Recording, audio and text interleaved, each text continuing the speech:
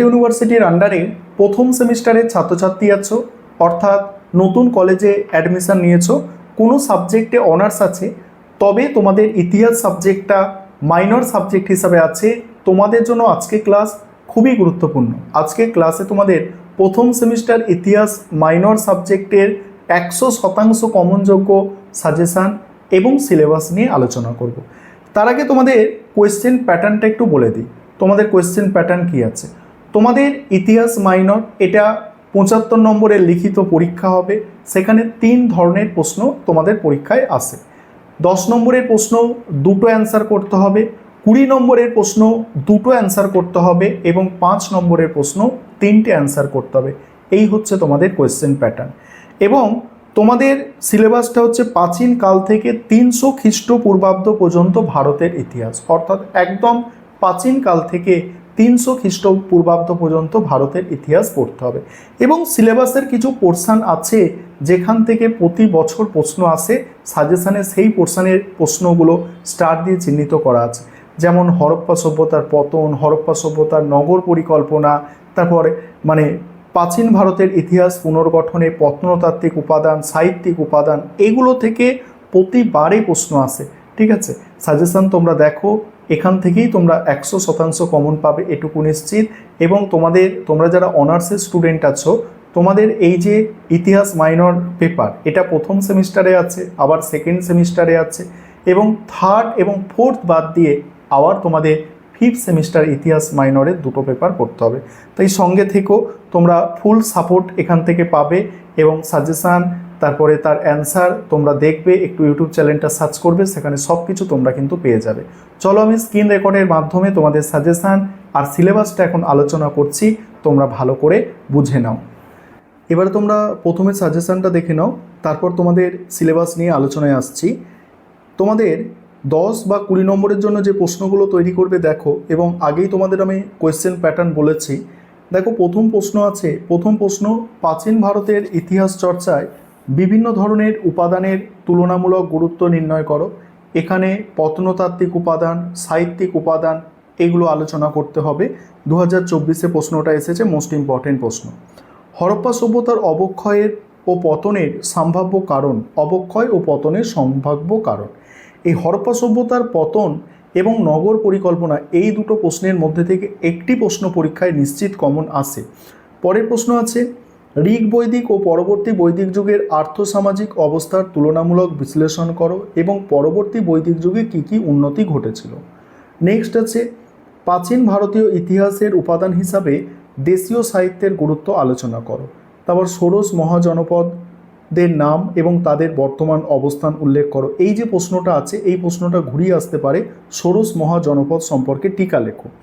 তারপরে দেখো, তুমি কি মনে করো যে বর্ণ ও জাতি দুটি পৃথক ব্যবস্থা? তারপরে আছে, প্রাচীন ভারতের ইতিহাস পুনর্গঠনে অর্থনৈতিক ও সামাজিক ইতিহাসকে বোঝার জন্য প্রত্নতাত্ত্বিক উপাদানের গুরুত্ব কতখানি। তারপরের প্রশ্ন দেখো, আর্যদের আদি বাসস্থান সম্পর্কিত বিতর্কের উপর আলোকপাত করো বা আর্য সমস্যা বিশ্লেষণ করো। তারপরে হচ্ছে খ্রিস্টপূর্ব ষষ্ঠ শতকে বৌদ্ধ ও জৈন ধর্মের বা প্রতিবাদী ধর্ম আন্দোলনের উদ্ভবের সামাজিক ও অর্থনৈতিক প্রেক্ষাপট আলোচনা করো এবং এই নতুন ধর্মীয় ভাবনার উদ্ভব তৎকালীন সামাজিক জীবনে যে পরিবর্তন এনেছিল তা চিহ্নিত করো। পরের প্রশ্ন আছে, মগধ সাম্রাজ্যের উত্থানের পশ্চাতে ভৌগোলিক ও অর্থনৈতিক কারণগুলি আলোচনা করো এবং এর সাফল্যের কারণগুলি বিশ্লেষণ করো। তারপরে আছে, আদি বৈদিক যুগের রাজনৈতিক অবস্থা সম্পর্কে টিকা এবং পরবর্তী বৈদিক যুগের রাজনৈতিক অবস্থা আদি বৈদিক যুগের তুলনায় কী ধরনের পৃথক ছিল।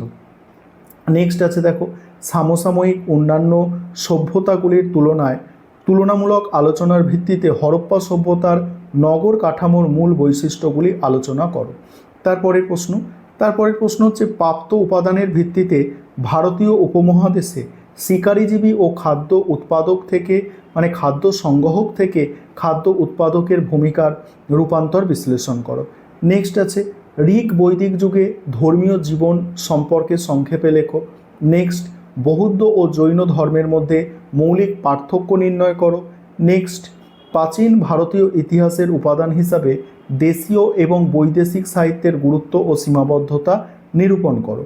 তারপরে 5 নম্বরের প্রশ্নের সাজেশন নিয়ে আলোচনা করব।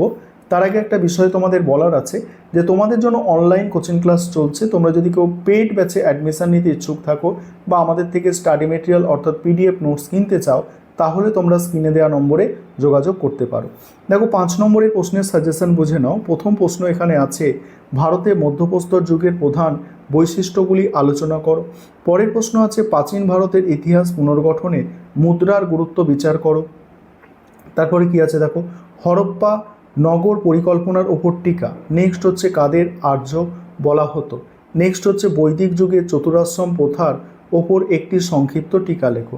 নেক্সট অষ্টাঙ্গিক মার্ক কি বা অষ্টাঙ্গিক মার্ক বলতে কি বোঝো। নেক্সট হচ্ছে মাইকোলিথ সম্পর্কে টিকা। নেক্সট সিন্ধু সভ্যতার সঙ্গে সমসাময়িক সভ্যতাগুলির বাণিজ্যিক সম্পর্কের পরিচয় দাও। নেক্সট হচ্ছে বৈদিক ও ঋগ্বৈদিক যুগের সমাজ ব্যবস্থায় নারীদের স্থান নিরূপণ করো। তারপর হচ্ছে প্রাচীন যুগে ভারত সম্পর্কিত ধারণা বলতে কি বোঝো। নেক্সট মেহেরগড় সংস্কৃতি সম্পর্কে কি বোঝো, এর উৎখননের তাৎপর্য কী। নেক্সট প্রাচীন ভারতের তামিলকম ধারণাটি সংক্ষেপে বিশ্লেষণ করো। জৈন ধর্মের মূল নীতিগুলি আলোচনা করো। তারপরে আছে নব্যপ্রস্তর ও তাম্রপ্রস্তর যুগের মূল পার্থক্যগুলি নিরূপণ করো। নেক্সট আছে চিত্তধূসর মৃৎপত্রের বৈশিষ্ট্যগুলি কী ছিল। এবার তোমাদের সিলেবাসটা তোমরা দেখে নাও। তোমাদের সিলেবাসের সিলেবাসের নাম হচ্ছে history of India from the earliest time to 300 BCE, অর্থাৎ বাংলা করলে সেটা হয় প্রাচীনকাল থেকে 300 খ্রিস্টপূর্বাব্দ পর্যন্ত ভারতের ইতিহাস। এবার সিলেবাসটা আমি স্ক্রল করে যাচ্ছি, তোমরা দেখো দুটো ভাষাতেই লেখা আছে যাতে তোমাদের বুঝতে সুবিধা হয়। এবং তোমরা যারা স্টাডি মেটেরিয়াল পারচেস করতে চাইছো বা আমাদের পেড ব্যাচে অ্যাডমিশন নিতে চাইছো অর্থাৎ অনলাইন কোচিং ক্লাসে, তোমরা যত তাড়াতাড়ি পারো স্ক্রিনে দেওয়া নম্বরে যোগাযোগ করবে।